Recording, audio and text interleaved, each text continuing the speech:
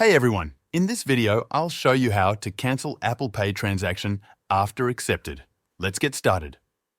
First, open the Messages app and go to the conversation where you made the payment.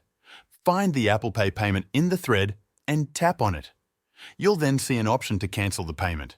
Tap on Cancel Payment, and once you return to the Messages thread, you'll notice that the payment status has now changed to cancelled. If you've deleted the message or can't find it, don't worry. Instead, open the Settings app, scroll down, and tap on Wallet and Apple Pay. Next, select the card you used to make the payment. At the top of the screen, tap on the Transactions tab, which is located right above the Notifications section. You'll see a list of your most recent transactions. Locate the payment you want to cancel and tap on it. Finally, tap Cancel Payment, and the process will be complete. At this point, your payment has been successfully cancelled.